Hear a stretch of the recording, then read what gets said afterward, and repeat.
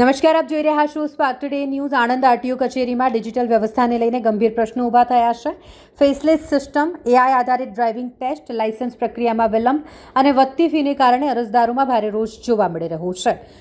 લોકોનો આક્ષેપ છે કે ટેકનોલોજી સુવિધા બનવાને બદલે મુશ્કેલીનું કારણ બની રહી છે. 15 જુલાઈથી સિસ્ટમમાં સર્જાયેલી ખામીના કારણે અનેક કામગીરી પ્રભાવિત થઈ.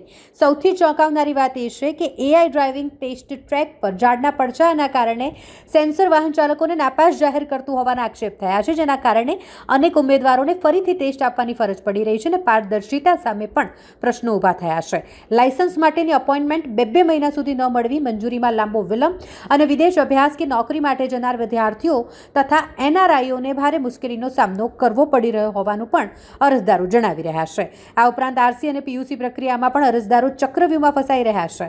એક તરફ આરસી માટે પીયુસીની માહિતી માંગવામાં આવે છે, તો બીજી તરફ પીયુસી માટે આરસી નંબર જરૂરી બનતા લોકો ધક્કા ખાઈ રહ્યા છે.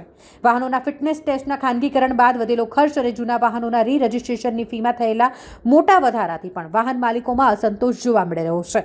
અરજદારો અને વાહન ચાલકો જેનાથી પરેશાન થયા છે. માંગ છે કે સમગ્ર મામલે ઉચ્ચ સ્તરીય તપાસ થાય, ટેકનિકલ ખામીઓ તાત્કાલિક દૂર થાય અને આરટીઓની સેવાઓને ખરેખર પારદર્શક, ઝડપી અને જનહિતલક્ષી બનાવવામાં આવે.